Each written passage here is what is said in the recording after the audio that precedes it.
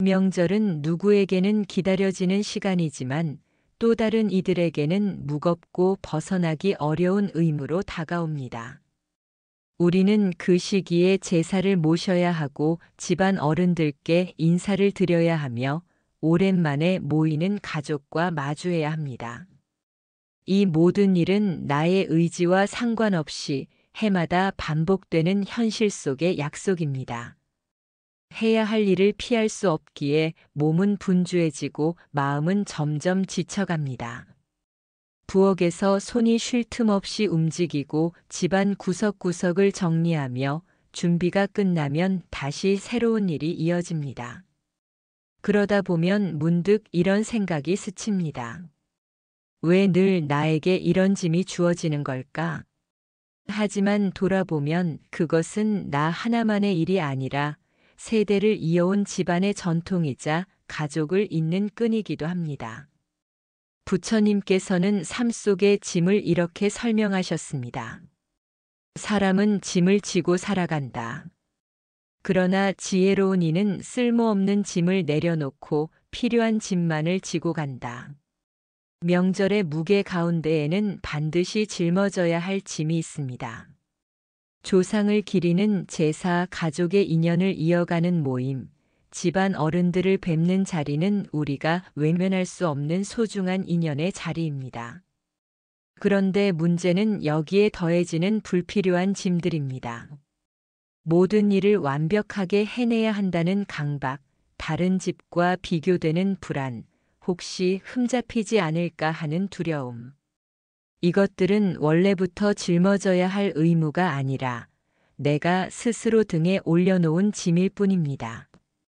우리가 진정 내려놓아야 하는 것은 제사 그 자체가 아니고 가족을 만나는 일도 아닙니다. 그 속에서 불필요하게 키워진 집착과 번뇌입니다. 해야 할 일은 정성을 다하되 마음까지 얽매이지 않을 때 우리는 더 이상 짐에 짓눌리지 않습니다. 부처님께서는 또 이렇게 말씀하셨습니다. 마음이 얽히면 괴로움이 따르고 마음을 놓으면 평안이 따른다. 명절이 주는 무게는 사라지지 않습니다. 그러나 내 마음 속에서 불필요한 짐을 내려놓을 수 있다면 그 무게는 더 이상 나를 짓누르지 못합니다. 해야 할 일을 하면서도 마음은 가볍게 둘 수 있습니다. 그것이 바로 내려놓음의 시작이고 평안으로 가는 길입니다. 가족이 모이는 자리는 웃음과 반가움이 함께하지만 때로는 마음을 흔드는 말들이 섞여 나오기도 합니다. 정성껏 준비한 음식에 이건 조금 짜네라는 말이 들리거나 아이들 이야기를 하면서 다른 집은 이렇게 한다더라는 비교가 오갈 때 그 말 한마디가 오래 마음에 남습니다. 잠깐 스친 소리일 뿐인데도 수고와 정성이 한순간에 무너진 것 같은 서운함이 생기곤 합니다. 부처님께서는 사람의 마음이 말에 흔들리는 모습을 오래전부터 꿰뚫어 보셨습니다. 법구경에 이런 말씀이 있습니다. 바람이 산을 흔들지 못하듯 지혜로운 이는 칭찬과 비난에 흔들리지 않는다. 사람의 말은 눈에 보이지 않지만 마음에는 무겁게 내려앉습니다. 칭찬은 듣기 좋지만 그것에 집착하면 금세 사라져 허전함이 따르고 비난은 아프지만 붙잡으면 괴로움이 길게 이어집니다. 결국 칭찬이든 비난이든 그 말에 내 마음을 내어줄 때 평안은 흔들리게 됩니다. 삶에서 중요한 것은 말이 아니라 그 말에 대하는 나의 태도입니다. 음식이 맛있다는 칭찬이 나의 존재를 높이는 것이 아니듯 음식이 부족하다는 지적 또한 나의 가치를 낮추는 것은 아닙니다. 말은 바람처럼 지나가는 것이니 내가 붙잡지 않을 때 더 이상 상처가 되지 않습니다. 누군가 칭찬할 때는 고맙습니다 하고 담담히 받아들이고 누군가 비난할 때는 그럴 수도 있겠지 하며 흘려보내는 연습을 해보십시오. 말에 뿌리 내리지 않을 때 마음은 다시 고요를 찾습니다. 부처님께서는 또 이렇게 말씀하셨습니다. 흔들림 없는 자에게는 평화가 머무른다. 칭찬에도 들뜨지 않고 비난에도 무너지지 않을 때 그 마음은 산처럼 굳건히 설 수 있습니다. 어떤 이들은 명절을 앞두고 지난 해의 기억을 떠올립니다. 그때 들었던 말이 아직도 마음을 아프게 하고 충분히 인정받지 못했다는 서운함이 다시 고개를 듭니다. 이미 지나간 일이지만 그 기억은 여전히 현재의 마음을 무겁게 만듭니다. 또 어떤 이들은 아직 오지 않은 날들을 미리 걱정합니다. 이번에도 힘들면 어쩌나, 내년에도 같은 일이 반복되면 어쩌나 생각만으로도 마음이 지쳐갑니다. 부처님께서는 이런 마음의 흐름을 꿰뚫어 보시고 이렇게 말씀하셨습니다. 과거는 이미 지나갔고 미래는 아직 오지 않았다. 깨달은 이는 오직 지금 이 순간만을 살아간다. 과거의 기억은 바꿀 수 없습니다. 그러나 내가 지금 그것을 붙잡지 않는다면 더 이상 나를 괴롭히지 못합니다. 미래의 불안 또한 실제가 아니라 내 마음속에서 만들어낸 그림자일 뿐입니다. 그 그림자에 끌려다닐 때 지금 이 순간의 평안을 잃게 됩니다. 삶은 언제나 현재에서만 숨쉬고 있습니다. 지금 내 앞에 있는 일, 지금 내 곁에 있는 사람, 지금 내 마음이 머무는 자리. 여기에 집중할 때 과거의 상처도 미래의 불안도 힘을 잃습니다. 수타니파타에도 이런 가르침이 전해집니다. 과거를 붙잡지 말고 미래를 바라지 말라. 지금 이 순간이 곧 삶이다. 명절의 자리가 무겁게 다가올 때 떠오르는 기억은 흘려보내고 다가오지 않은 일은 내려놓으십시오. 내가 서 있는 지금 여기에 마음을 두는 것, 그것이 바로 불필요한 괴로움에서 벗어나는 길입니다. 부처님의 말씀처럼 지금 이 순간에 머물면 과거의 그림자도 미래의 그림자도 나를 얽매지 못합니다. 오늘의 호흡을 깊이 들이쉬고 내 앞에 놓인 일을 차분히 감당할 때 평안은 그 자리에 조용히 깃듭니다. 명절은 오랜만에 가족들이 모이는 자리입니다. 하지만 가까운 사이일수록 서운함도 쉽게 생기고 말 한마디에 마음이 다치기도 합니다. 마음속에 쌓인 감정이 풀리지 않은 채 다시 만날 때 웃음 속에서도 보이지 않는 긴장이 흐르곤 합니다. 부처님께서는 이런 우리에게 자애의 길을 가르치셨습니다. 자애경에 보면 이렇게 전해집니다. 마치 어머니가 외아들을 목숨 걸고 지키듯 그와 같은 마음으로 모든 존재를 향해 자애를 베풀라. 자애란 거창한 것이 아닙니다. 나와 다른 이를 따뜻하게 바라보는 마음, 화를 내는 대신 이해하려는 태도, 상대가 행복하기를 바라는 기도 같은 것입니다. 자애는 먼저 나 자신에게서 시작됩니다. 내 마음이 지쳐 있는데 억지로 웃고 억지로 참는다면 진정한 평안은 찾아오지 않습니다. 스스로에게도 괜찮다, 수고했다는 말을 건네야 합니다. 나 자신을 품어야 다른 이도 품을 수 있기 때문입니다. 가족을 향한 자애도 마찬가지입니다. 모든 이가 나를 이해해 주기를 바라기보다 내가 먼저 이해하려는 마음을 낼 때 관계는 한결 부드러워집니다. 이 사람도 저 나름의 어려움이 있겠지 하고 바라볼 때 불필요한 다툼과 서운함은 자연스럽게 줄어듭니다.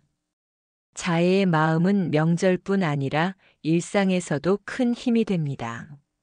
함께 사는 가족에게 화를 내기보다 따뜻한 말을 건네고 나와 의견이 다른 이를 향해 미움보다 이해를 보내는 것. 이것이 곧 자애의 실천입니다. 부처님께서는 또 이렇게 말씀하셨습니다. 세상에 자애보다 더 큰 공덕은 없다. 내가 먼저 자애를 내면 그 파동이 가족에게 전해지고 그 온기가 집안 전체를 감쌉니다. 작은 말 한마디, 작은 배려 하나가 모여 평화로운 분위기를 만드는 것입니다.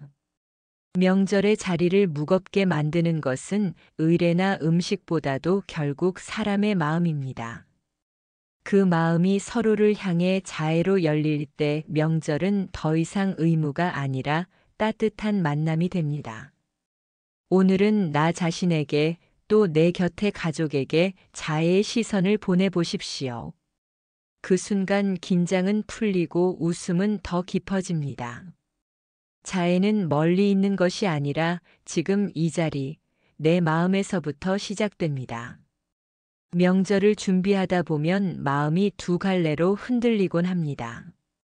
한쪽에서는 모든 것을 완벽히 해내야 한다는 생각이 일어나고 다른 한쪽에서는 차라리 아무것도 하지 않고 싶다는 회피의 마음이 솟아납니다. 이 두 가지 마음 사이에서 괴로움은 더 커집니다. 부처님께서는 바로 이런 상황을 두고 중도의 길을 말씀하셨습니다. 중화함경에 보면 이렇게 전해집니다. 과한 것도 괴로움이고 모자란 것도 괴로움이다. 평형을 지키는 길이 참된 길이다. 모든 음식을 손수 정성껏 만들어야 한다는 집착은 나를 지치게 하고 반대로 아무것도 하지 않으려는 태도는 관계를 무너뜨립니다. 해야 할 일은 감당하되 내 마음까지 모두 쏟아 괴로움으로 만들지 않는 것, 그것이 중도의 태도입니다. 실제 삶에서도 적용할 수 있는 방법은 간단합니다. 할 수 있는 만큼만 준비하고 부족한 부분은 인정하는 것입니다. 도움을 청할 수 있다면 함께 나누는 것도 지혜입니다. 완벽하지 않아도 괜찮다는 마음을 품는 순간 무거웠던 짐은 절반으로 줄어듭니다. 부처님께서는 또 이렇게 말씀하셨습니다. 탐욕과 고행, 두 극단을 떠나야 한다. 그 길에서만 참된 해탈이 있다.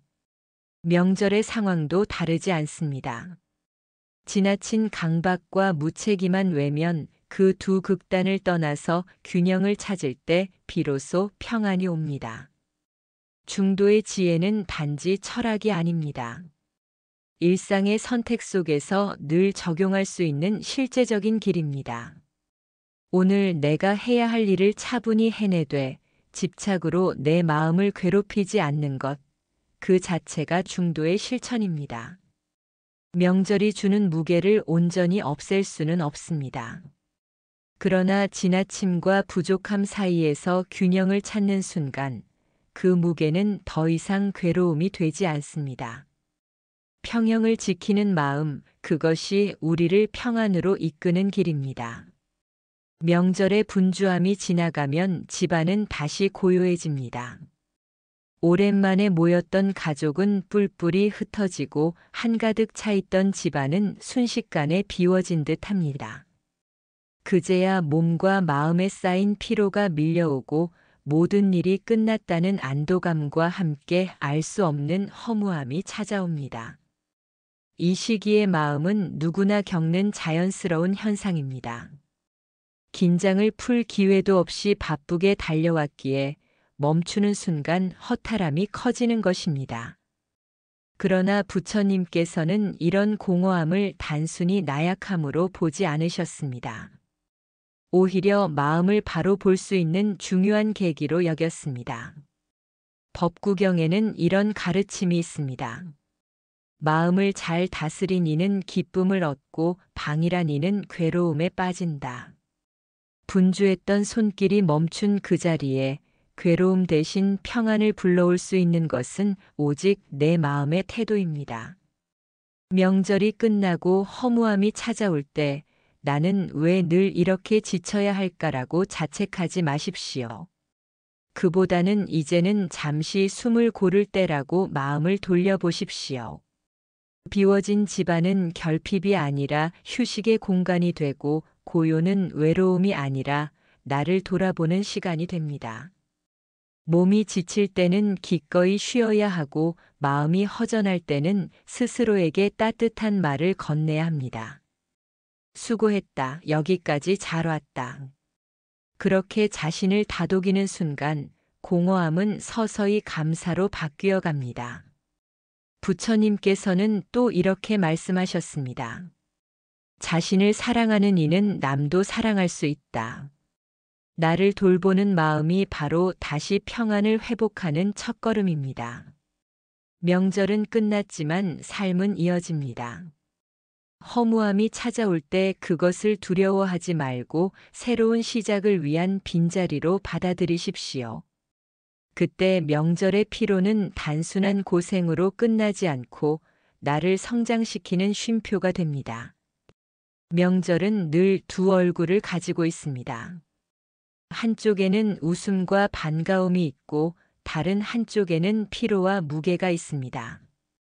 우리는 그 두 가지를 모두 겪으며 명절을 살아냅니다.